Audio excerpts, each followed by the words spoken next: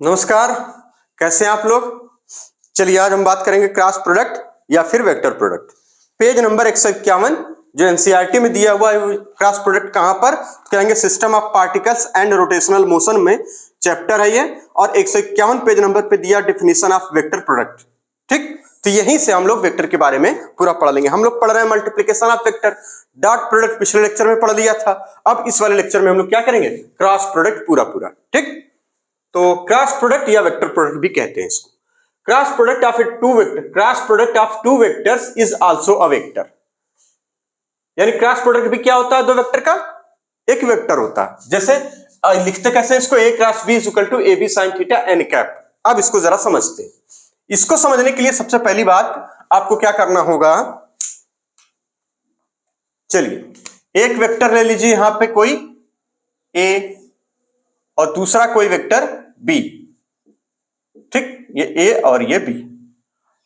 अब आप जब ए क्रॉस बी करेंगे या बी क्रॉस ए करेंगे तो आप कैसे दिखाएंगे।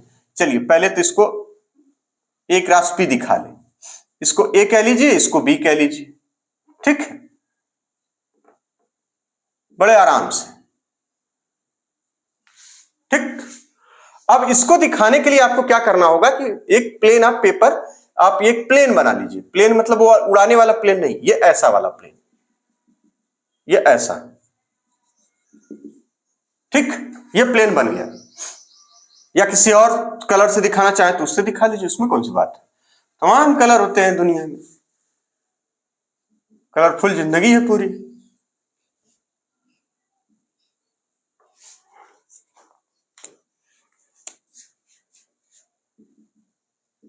ये ऐसे दिखा लीजिए इसको, ये ऐसे।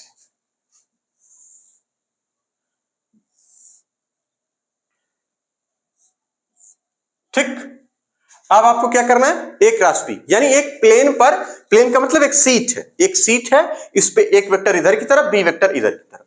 अब आप एक, कुल मिला के बात क्या है, बात ये इतनी सी है कि अगर कोई एक, ये सीट है, ये सीट पर एक वेक्टर इधर की तरफ है, एक वेक्टर इधर की तरफ और एक वेक्टर इधर की तरफ। तो आप अगर दिखाना चाहें तो इसको ऐसे दिखा सकते हैं, ये ऐसे। अब इसको ऐसे हमने कर दिया, यानी ऐसे भी कर सकते हैं और ऐसे भी कर सकते हैं। तो जब ऐसे रखेंगे तो यानी यहां पर देखिए ऐसे दिख रहा है आपको। ठीक, यहां पे ऐसे दिख रहा, तो आउटवर्ड इनवर्ड। जब ऐसे दिखाएंगे तो इसका फिगर बनाएंगे तो कुछ इस तरीके का हमको दिखाना होगा। अब हमें करना है ए क्रॉस बी।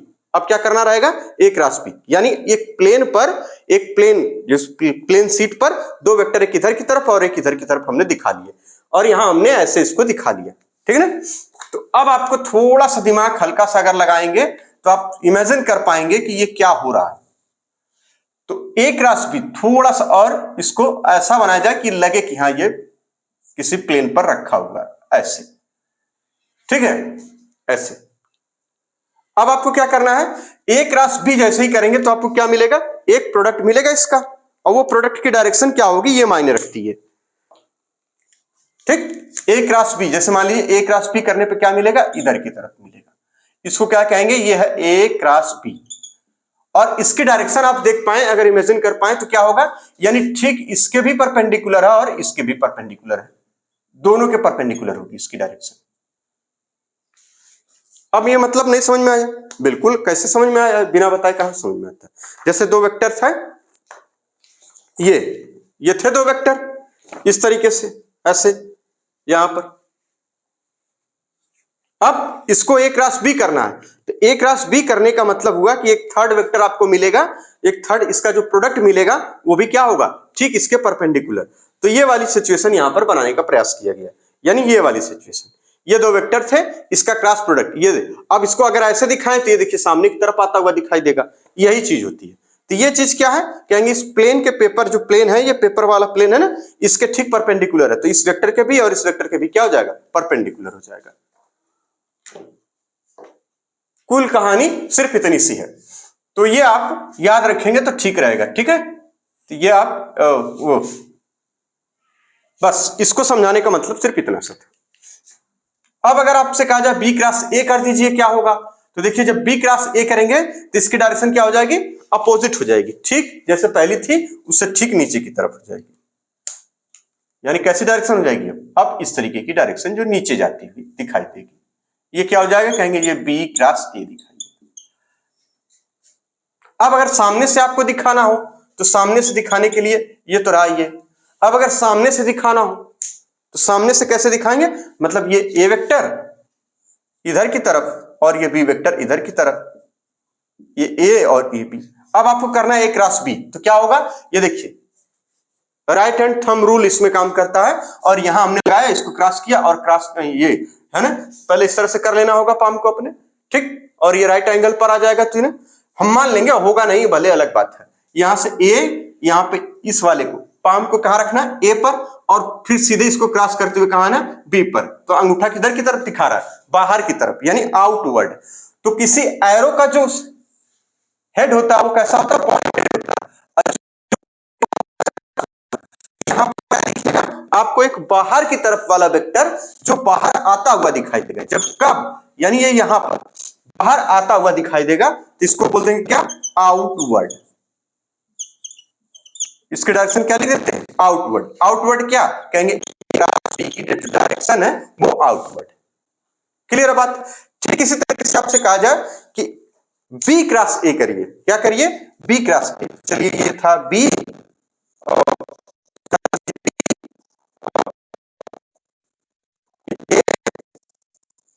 इसको दिखा दीजिए, यानी अब हमको क्या करना है, B पर, ये हाथ कहां रख लेना है, ऐसे B पर। अब इसको क्रॉस करते हुए A की तरफ आना है। क्रॉस का मतलब उसको क्रॉस कर लीजिए, ठीक, तो अंदर की तरफ क्या दिखाई देगा, इनवर्ड। क्या, जब इनवर्ड तो किसी एरो का, एरो अगर कोई अंदर यानी इधर की तरफ जाता हुआ तो हम उसको सामने से देखेंगे, क्या दिखाई देगा, उसका टेल दिखाई देगा जो कि क्रॉस लाइक होगा, तो इसको बोल देते हैं ये इनवर्ड।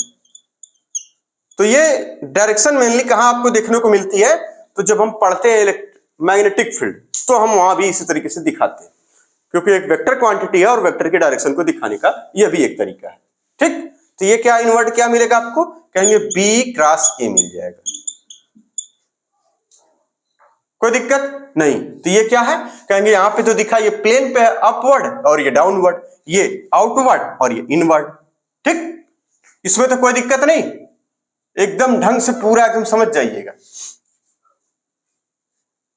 क्लियर बात है। चलिए अब कुछ कहानी इसमें समझ लें। तो यहां एन कैप जो दिखाया गया है कि A cross B is equal to AB sine theta, ठीक, ये इतना मैग्नीट्यूड का एक वेक्टर मिलेगा जिसकी डायरेक्शन एन कैप से दिखाई दी, यानी एन कैप क्या है, indicate direction of A cross B। N cap क्या है, कहेंगे indicate direction of A cross B। जहां ये थीटा क्या, ये एंगल थीटा जो दिखाई दिया गया ये क्या है, कहेंगे ये एंगल है थीटा, दोनों के बीच का एंगल, यानी ये B वेक्टर और इसके वेक्टर के बीच का एंगल, ये दोनों एक ही है, तो यहां पे दिखा लीजिए ये theta.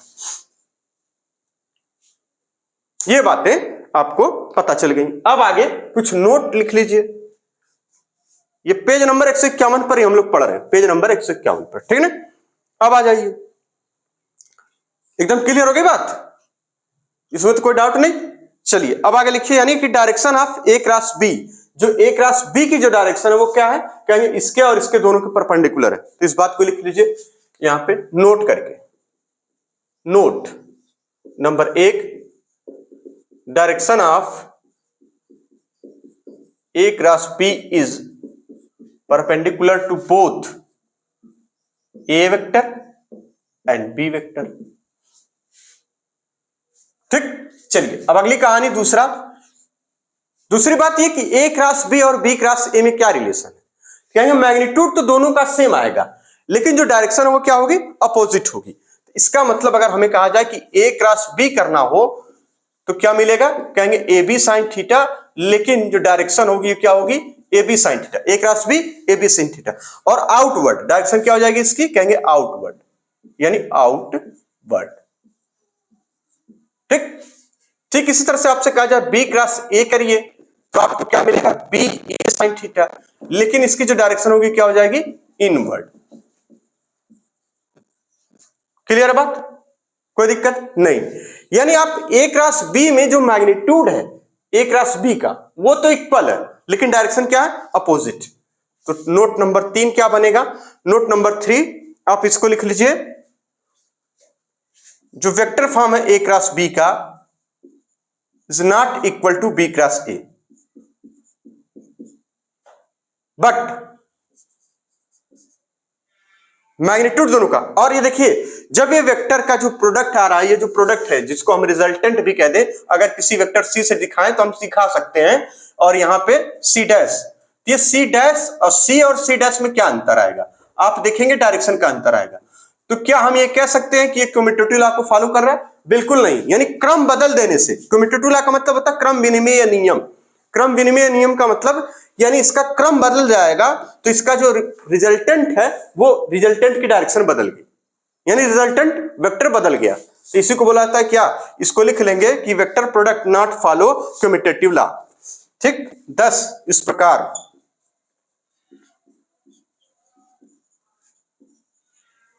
Vector product does not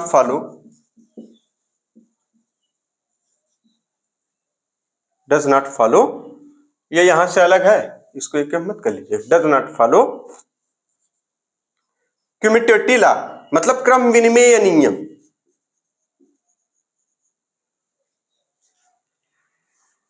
अच्छा, यहां कम्यूटेटिव रहता है, ठीक है, कोई बात नहीं, इसको फॉलो नहीं करता है। बट लेकिन आप देखेंगे तो मैग्नीट्यूड दोनों का सेम रहेगा, इसका मैग्नीट्यूड और इसका मैग्नीट्यूड सेम रहेगा, but magnitude of A cross B is equal to magnitude of B cross A, ये कह सकते हैं। और साथ ही साथ ये जो आया ना, ये इसका मतलब हम इसको ऐसे भी लिख सकते हैं, यहां पर एंड आगे लगा के लिखिए, एंड ए क्रॉस बी, दिख रहा है आपको साथ, a cross B is equal to minus का बी क्रॉस ए, किसी एक वेक्टर की डायरेक्शन अपोजिट करने पर आपको ये वेक्टर फॉर्म में भी मिल जाएगा। देखिए कैसे, अगर इस वेक्टर को माइनस कर दिया जाए, माइनस का मतलब यानी इधर कर दिया जाए, तो अब आप बी क्रॉस ए करेंगे तो क्या आएगा, अब आपको यही डायरेक्शन मिल जाएगी तुरंत जो यहां थी। ठीक है, तो ये बातें आप नोट कर लीजिएगा एकदम। ठीक, इतनी बातें नोट करिए, फिर आगे कुछ और बातें।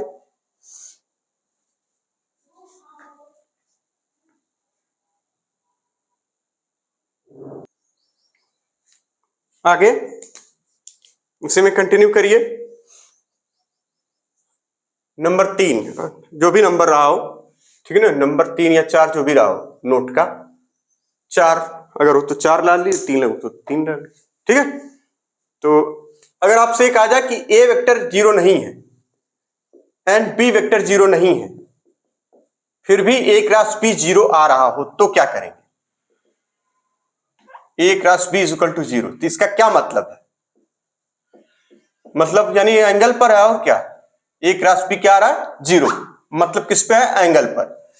ये 0 कब आ सकता है कि यानी ये 0 ना हो, न ए वेक्टर 0 हो, न बी वेक्टर 0 हो, ठीक, न ए वेक्टर 0 हो, न कोई बी वेक्टर 0 हो, लेकिन ए क्रॉस बी 0 आ रहा है। ये कब पॉसिबल है?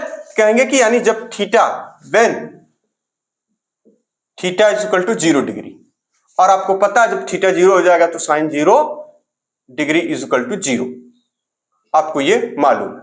और हमें क्या पता है कि a cross B is equal to होता है क्या? A cross B is equal to a b sine theta. जब यहां पे आप रखेंगे यानी ए वेक्टर और इसी पे एक दूसरा वेक्टर है बी, ठीक है ना, ये ए है और दूसरा है इसी पे बी, इन दोनों के केस में क्या मिलेगा आपको? इस वाले केस में आपको यानी न ए 0 है न बी 0 है, लेकिन ए क्रॉस बी क्या है? 0 आ रहा है। ठीक, कब आएगा? जब when theta is equal to 0 degree. ठीक, आगे चलते हैं। अब ए क्रॉस बी अगर आपको दिया हुआ number 5, A cross B is equal to minus A cross minus B, बिल्कुल सही बात है। अगर आपको ए क्रॉस बी ऐसे दिया हुआ, इसका माइनस कर दीजिए, माइनस का मतलब ये तो इसके लिए रहा, इस वाले के लिए, इसके लिए देखिए ए वेक्टर है और दूसरा एक वेक्टर है बी, कोई इधर की तरफ। ठीक, क्लियर एकदम। अब कहा जा रहा है कि माइनस कर दीजिए, माइनस का क्या मतलब होता है? ठीक, इसी के ये देखिए, ये हो जाएगा ए यानी माइनस का ये वाला, और ये हो जाएगा माइनस का बी, अब आप ए क्रॉस बी करेंगे तो क्या मिलेगा, क्योंकि ये देखिए इधर से मिल रहा था, अब आपको क्या करना है, ए क्रॉस बी, तो ये आउटवर्ड, तो इसका मतलब ये भी क्या हो जाएगा, तो मतलब ए क्रॉस बी ही होगा, चाहे अगर दोनों को माइनस कर दिया जाए तो, दोनों को माइनस कर दिया जाए तो सेम रहेगा। ठीक, तो इस तरीके से सवाल पूछे जाते हैं। Thus a cross b does not change sign under reflection, इस बात को लिखा गया है। 10 एनसीईआरटी में दिया है, ये सब एनसीईआरटी से चल रहा है, बाहर एकदम नहीं हम लोग जाएंगे, काहे जाए बाहर, क्या करने बाहर जाएंगे। और इस चीज को लिखा गया है, बड़ी खूबसूरत लाइन है, A cross B, 10 A cross B, ठीक, does not change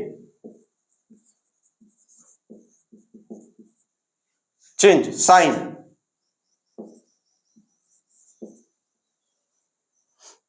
under reflection. अब ये अंडर रिफ्लेक्शन का मतलब क्या है, ये भी समझना जरूरी है। मतलब आप एक यहां पर अगर कोई एक मिरर लगा दे तो उसका रिफ्लेक्शन इधर ही दिखेगा और इस ए वाले का रिफ्लेक्शन इधर दिखेगा। ठीक, तो ये बातें हैं। आगे बताया जा रहा है A cross B, number 6, A cross bracket में बी प्लस सी, ये लिखा हो तो क्या होगा, ये अगर लिखा हो तो क्या होगा, तो यहां पर इसको बताया जा रहा है कि ए क्रॉस बी हो जाएगा इसमें और प्लस का ए क्रॉस सी हो जाएगा इसमें, और यहां से हम कह देते हैं एसोसिएटिव लॉ को फॉलो कर रहा है, तो यानी vector product obey distributive law, vector product obeys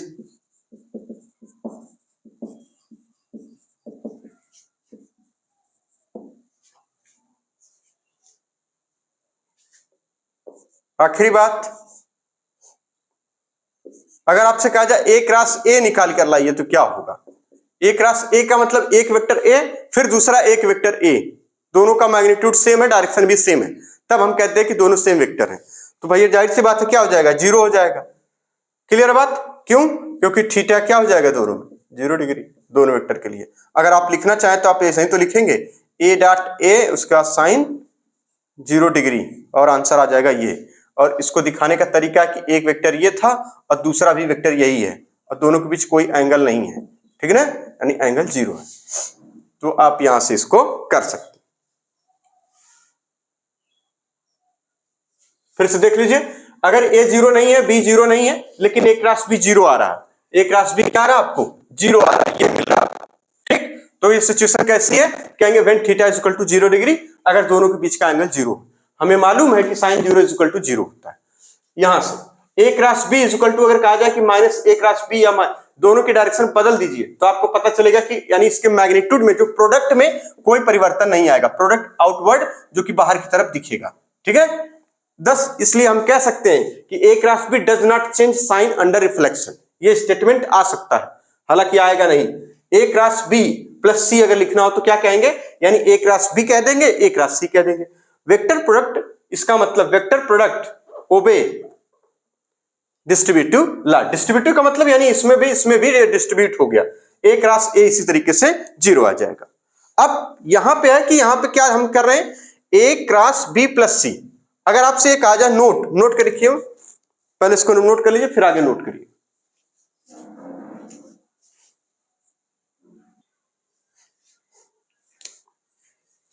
ये अलग नोट है थोड़ा सा, जो कुछ हमने लिखा उससे अलग।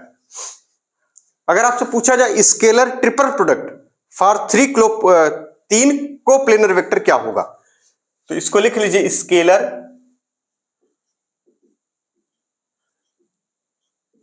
Triple product for 3 coplanar vector. Coplanar समझते हैं, जो एक ही प्लेन,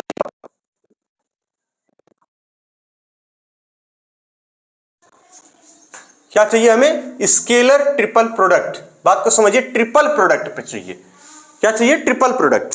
तो इसको लिखते कैसे हैं, कहेंगे ए डॉट और ब्रैकेट में बी क्रॉस सी, ऐसे लिखते हैं। याद रखिए यहां साइन क्रॉस का प्लस का नहीं है, अगर साइन प्लस का लग जाएगा तो बदल जाएगा मामला हो जाएगा डिस्ट्रीब्यूटिव लॉ में। यहां अगर साइन किसका हो प्लस का तो मामला बदल जाएगा, पीछे हम लोग देख चुके हैं, ठीक है ना। यानी यहां ये साइन आप ध्यान रखिएगा, ठीक। तो आगे चलिए, इसको क्या लिख देते हैं, ये हमेशा जीरो आता है। अब ऐसा क्यों आता है, ये ऑलवेज जीरो रहता है, ऐसा क्यों, देखिए हमसे क्या कहा जा रहा है, कोप्लेनर। यहां शब्द पे ध्यान देखिए, तीन वेक्टर तीनों कोप्लेनर है। कोप्लेनर का मतलब सेम प्लेन पर है, ये नहीं कि एक का प्लेन कुछ और एक का प्लेन कुछ और। देखिए यहां पे क्या, यानी एक प्लेन पर ये, एक प्लेन पर ये, और इसी प्लेन पर दूसरा कोई एक वेक्टर ये। इसको मान लीजिए ए है, इसको मान लीजिए बी है, और इसको मान लीजिए सी है। तो जब आप ए क्रॉस बी करेंगे तो क्या आएगा, ठीक परपेंडिकुलर। बी क्रॉस सी करना है तो इसको बी क्रॉस कर लीजिए, इसमें कौन सी बात। इसको कह दीजिए ए है, इसको कह दीजिए बी है, और इसको कह दीजिए सी है। अब ठीक, जब आप बी क्रॉस सी करके लाएंगे तो क्या मिलेगा, ठीक इसके परपेंडिकुलर एक वेक्टर मिलेगा। और बी क्रॉस सी यानी ये देखिए, इसका मतलब ये क्या हो जाएगा, इसको लिख दीजिए बी क्रॉस सी। और ये है तीनों एक ही प्लेन पर, याद रखिएगा ये तीनों कहां हैं, कहेंगे एक ही प्लेन पर हैं, एक प्लेन पर ही हैं। आप इस बात को पूरा अलग से बनाइए, बहुत सावधानी से, बहुत कंफ्यूजन हो जाती है। पैरेललोग्राम पाइप लेके लोग समझते हैं, पैरेललोग्राम पाइप में ये तीनों वेक्टर जीरो नहीं होगा, बात को समझिए।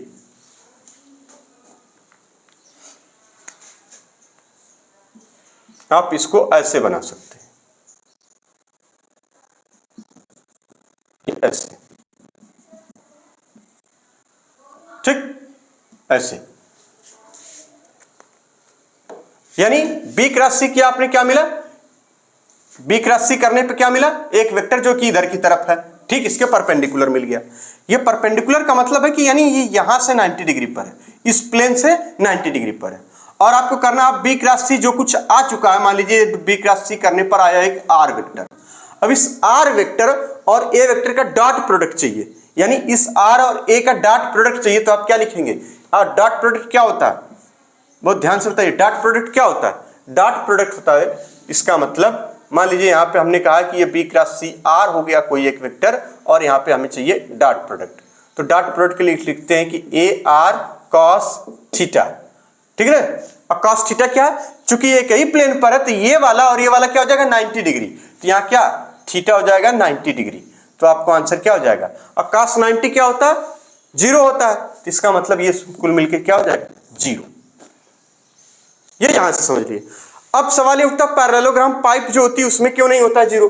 तो देखिए पैरेललोग्राम पाइप में जो होगा तीनों डायरेक्शन, तीनों वेक्टर की डायरेक्शन अलग हो जाती है ना। इसमें अक्सर लोग पूछ देते हैं कि पैरेललोग्राम पाइप है तो क्या, पैरेललोग्राम समझते हैं, ये इस तरीके की पाइप है, अगर कोई ये इस तरीके की पाइप रखी गई है बड़ी सी, ठीक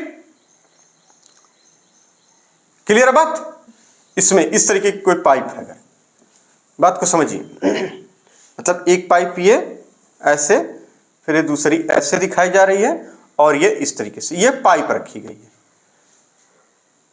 इस पाइप में कहा जाए कि एक वेक्टर ये है एक वेक्टर ये, चलिए एक प्लेन पर तो हो गए, एक प्लेन पर ये हो गए, एक प्लेन पर हो गए, मान लीजिए इसको हमने कह दिया बी, इसको कह दिया सी, तो बी क्रॉस सी क्या हो जाएगा, ठीक इसके परपेंडिकुलर हो जाएगा, ठीक इसके परपेंडिकुलर हो जाएगा, कोई दिक्कत नहीं। यानी कोई एक वेक्टर आ जाएगा जो इसके ठीक परपेंडिकुलर हो जाएगा। अब आपको कोई एक वेक्टर अगर इसी पे दिया जाए तो आपको क्या हो जाएगा, वो गलत आंसर आ जाने लगेगा। बात को समझिए, अगर इसको ढंग से बनाना हो, थोड़ा सा मुश्किल बनाने में हो रही है, वरना अभी तो समझ में आ जाता है इसको कैसे बना लिया जाए।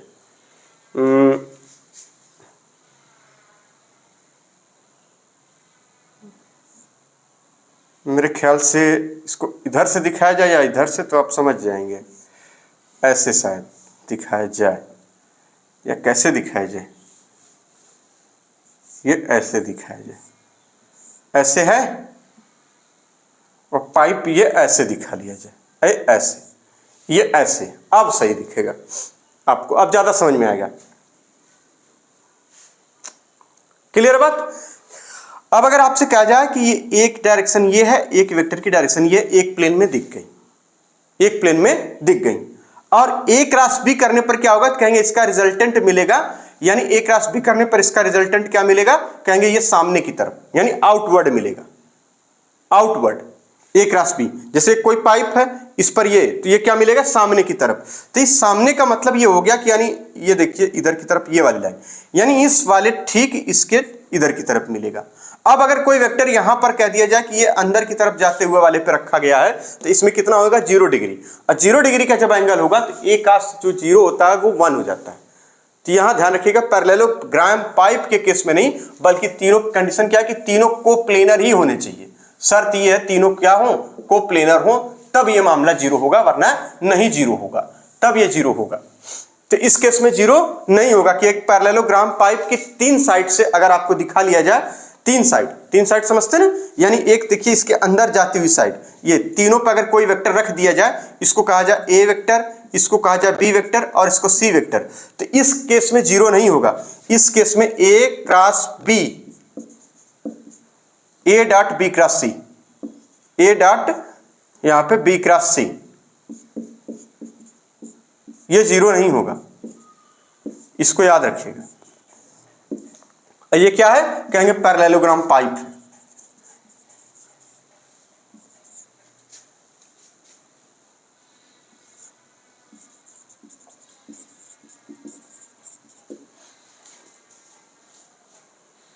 नोट कर लीजिए, इससे ज्यादा कुछ पूछा नहीं जाता है। अब हम बात करेंगे cross product in unit vector. ये वाला नहीं पूछा जाएगा, ये वाला एक आध बार पूछा गया, ये वाला तो बिल्कुल नहीं पूछा जाएगा, ये पूछा जाएगा, इसलिए इसको नोट कर लीजिए अच्छे से। अब आगे चलते हैं, cross product in unit vector.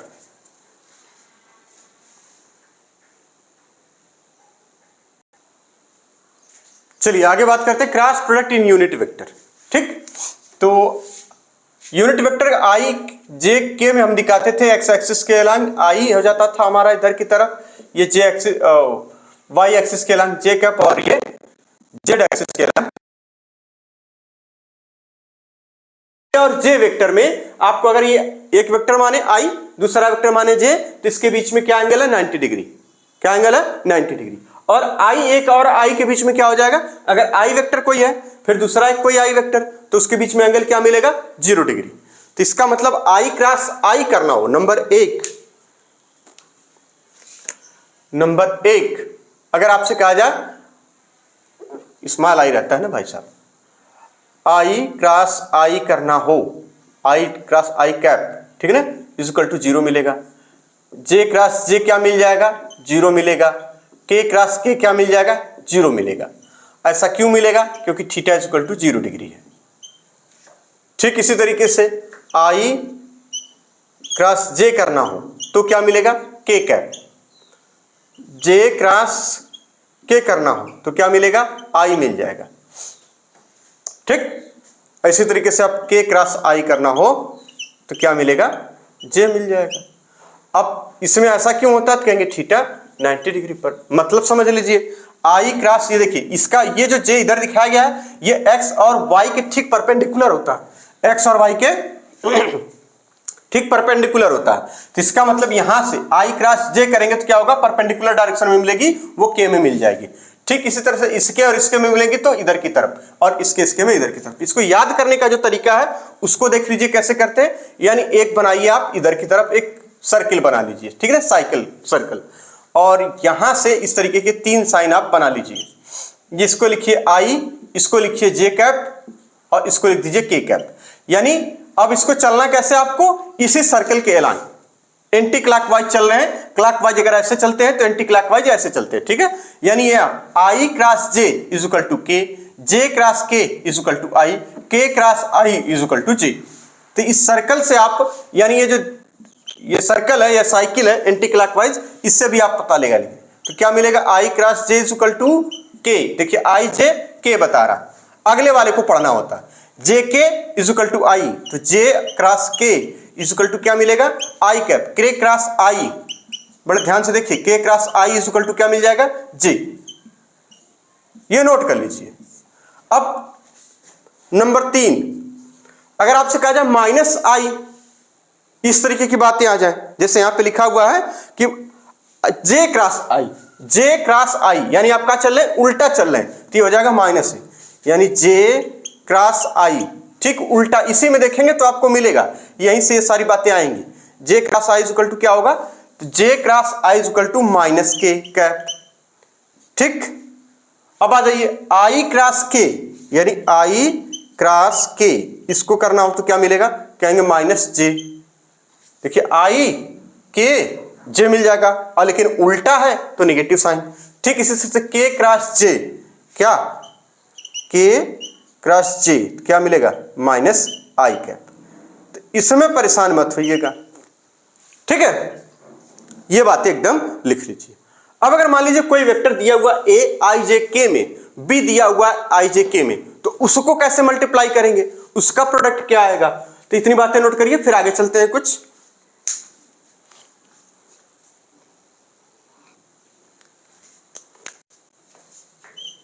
आगे ए वेक्टर दिया हुआ आपको a1 आई कैप, क्या दिया हुआ a1 आई कैप प्लस a2 जे कैप प्लस a3 के कैप। ठीक इसी तरह से बी वेक्टर दिया हुआ है b1 आई कैप प्लस b2 जे कैप प्लस b3 के कैप। अब आपसे पूछा जा रहा है ए क्रॉस बी क्या होगा, ए क्रॉस बी क्या होगा आपको फाइंड करना है। मैग्नीट्यूड नहीं पूछा इसका, ए क्रॉस बी पूछा गया, ठीक है ना। तो ए क्रॉस बी क्या होगा, पहले इसका वेक्टर फॉर्म निकलेगा, और फिर उस वेक्टर फॉर्म का जो आएगा, वेक्टर फॉर्म यानी रिजल्टेंट किस फॉर्म में आएगा, वेक्टर फॉर्म में, यानी आर एक वेक्टर मिलेगा, उसका मैग्नीट्यूड हम निकाल लेते हैं बड़ी आसानी से। चलिए, तो इसको करने के लिए क्या करते हैं, एक तरीका है, उस तरीके का नाम क्रॉस प्रोडक्ट तरीका, जो कि बचपन में हम लोग पढ़ते थे, ठीक है ना, मैथ में, वही वाला काम यहां कर लेना है। यहां लिखिए आई, यहां लिख दीजिए माइनस जे, और यहां लिख दीजिए के। ठीक, अब आई पहले वाले केस में क्या है, a1 का पूरा मान, a1 वाला यानी ए वेक्टर का सब कुछ लिख लीजिए। आई के नीचे a1, जे के नीचे a2, b1 b2,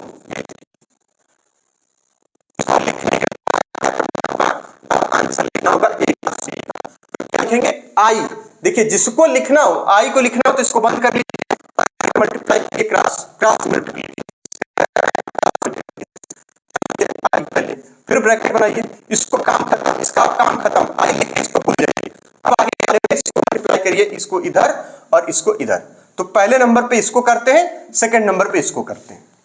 ठीक, तो क्या हो जाएगा a2 b3 माइनस का, फिर उसके बाद a3 b2 ब्रैकेट बंद, फिर उसका लिखिए माइनस जे कैप, फिर इसी तरह से, यानी इसको बंद कर लीजिए। अब इसका इसमें मल्टीप्लाई करिए, माइनस का फिर इसका इसमें मल्टीप्लाई, क्या हो जाएगा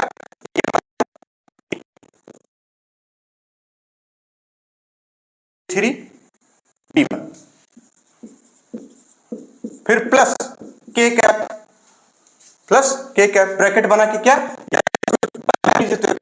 a1 b2, फिर माइनस a2 b1।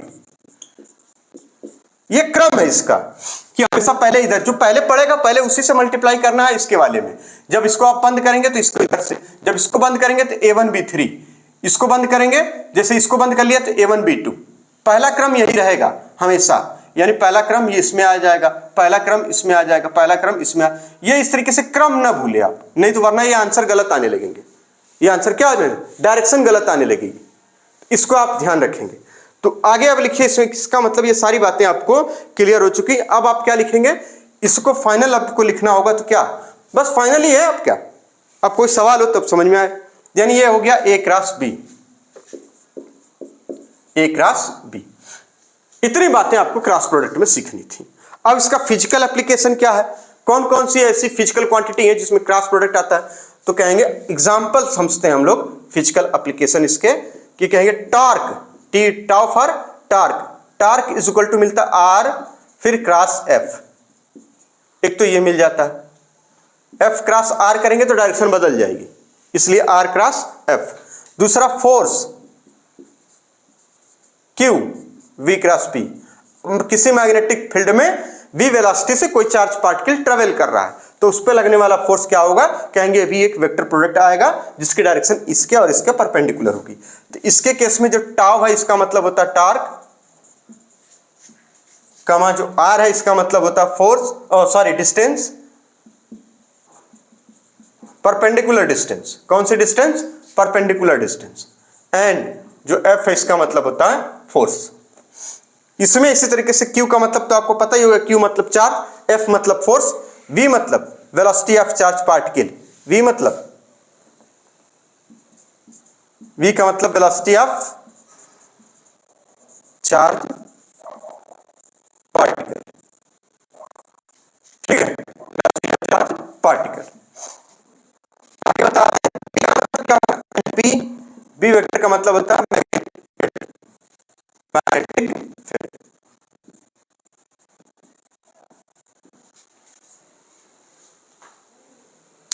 चलिए अब नोट नंबर आगे एक नोट, दो नोट और लिख लिए।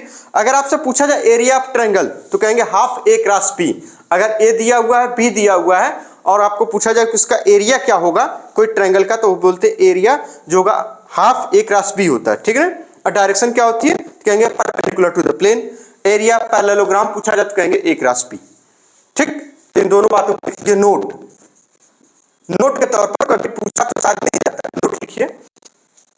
Area of vector, sorry area of triangle, ये भाई ये भाई ये भाई ये क्या हो रहा है, हाफ ए क्रॉस बी,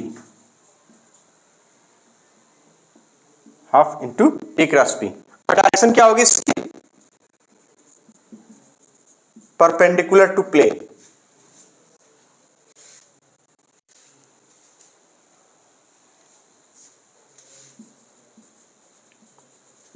ठीक। इससे एरिया पैरेललोग्राम,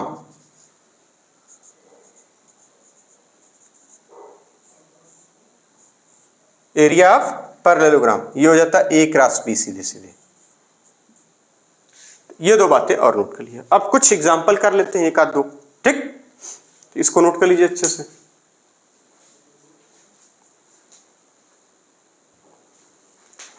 चलिए बात करते हैं कि एक वेक्टर देखिए दिया हुआ a 3i cap plus 4j cap plus 5k cap. A vector p है 4i cap plus 3j cap minus 4k cap. a cross b आपको फाइंड करना है। क्या करना है, a क्रॉस b। तो a क्रॉस b निकालने के लिए क्या तरीका था, तरीका वही था कि पहले आप क्या बना लेंगे, यहाँ पे i, फिर यहाँ माइनस j, फिर यहाँ पे k, और इसके नीचे लिखेंगे यहाँ पे 3 4 5, इसके नीचे लिख देंगे 4 3 माइनस 4, ठीक। ये ए वाले का हो गया, ये वाला ए वाले का सब कुछ, ये वाला बी वाले का सब कुछ। कंपोनेंट लिखते हैं ना इसका, ये कॉफिशिएंट आई के साथ कॉफिशिएंट लिखा हुआ है, ये भी कॉफिशिएंट लिखा हुआ है, ये भी, ये कॉफिशिएंट सबके अपने लिख लिए, a1 a2 a1 sorry a और b का आपने लिख लिया। अब आपको क्या करना था, इसका आंसर लिखने का तरीका क्या था कि i लिखिए, और जब i लिखेंगे तो इसको इसमें मल्टीप्लाई करेंगे। इसको पहला तरीका यही है कि पहले इधर ही से मल्टीप्लाई करना होगा, तो क्या हो जाएगा -16, फिर साइन, कौन वाला साइन लगता है, ये फार्मूले में जो था वो, फिर यहां हो जाएगा 15, ये हो जाएगा, फिर यहां पे माइनस जे, क्योंकि ये माइनस जे होता है, ठीक है ना। ऐसा इसके पीछे लॉजिक क्या है, डायरेक्शन का, फिर डायरेक्शन का और कुछ नहीं। यहां पे क्या, इसको बंद कर लीजिए, आप पाएंगे क्या 12, फिर आप पाएंगे माइनस का, ये देखिए यहां से यहां 20, कोई दिक्कत। इसको बंद करिए, फिर इसको ऐसे मल्टीप्लाई कर लीजिए, इसको ऐसे, तो इसको बंद करने के बाद यहां पे -12 हो जाएगा। ये माइनस का साइन है, ये क्या है, साइन माइनस का, थोड़ा सा इसको इधर दिखा लीजिए माइनस का, ठीक। प्लस के, जब के करेंगे तो इसको बंद कर लेंगे तो क्या हो जाएगा 9 माइनस 16, क्लियर बात है ये। अब यहां पे करेंगे इसको तो 15 15 30 1 31, यानी माइनस का 31, और ये आई कैप, फिर यहां पर 32, कितना हो जाएगा ये 32, यानी ये देखिए आ जाए, अंदर आएगा -32, अंदर आएगा -32 -32, और ये माइनस के फिर मल्टीप्लाई हो जाएगा, क्या हो जाएगा +32 जे कैप। फिर आगे आ जाइए, ये देखिए 9 और ये 16 है, 16 में से 9 गया 7, 9 7 16 होता है, कितना हो जाएगा -7, 16 लग चुकी माइनस, क्या हो जाएगा -7 के कैप, 7 भी हमारा एक्शन में बन रहा। ये इसका आंसर हो जाएगा ए क्रॉस बी का, यानी एक कोई वेक्टर जिसको हम आर कह लें, तो इसका जो वेक्टर है ये डायरेक्शन आ रही है इतनी, ये डायरेक्शन आ रही। अब इसका रिजल्टेंट अगर आपसे पूछा जाए कि इसका मैग्नीट्यूड आप बताइए, तो आप क्या बताएंगे, ए क्रॉस बी का जो मैग्नीट्यूड आ रहा है वो आ जाएगा इसका, देखिए 3 का स्क्वायर यानी -3 का स्क्वायर आप कर लीजिए, प्लस इसमें 32 का स्क्वायर कर लीजिए, और माइनस का फिर 7 का स्क्वायर करिए, प्लस का साइन लगा के, ठीक है, प्लस का ब्रैकेट में -7 का स्क्वायर कर लीजिए, इन सबको ऐड कर लीजिए। यहां कितना हो जाएगा, कहेंगे ये हो जाएगा 9, 32 का स्क्वायर करना है तो 2 दूना 4 हो जाएगा, यहाँ पे 3 दूना 6, अच्छा दूना 12, 12 को 2 हो जाएगा, ठीक, कैरी 1 बचेगा, क्लियर बात, 3 3 का 9 1 10 हो जाएगा, 2 दूना 4, कैसे किया, ये वाला तरीका लगाइए ना, ये वाला तरीका, इसमें इसका स्क्वायर करना था तो इसको बी मान लीजिए, इसको ए मान लीजिए, पहले बी का स्क्वायर लीजिए, कितना हो जाएगा,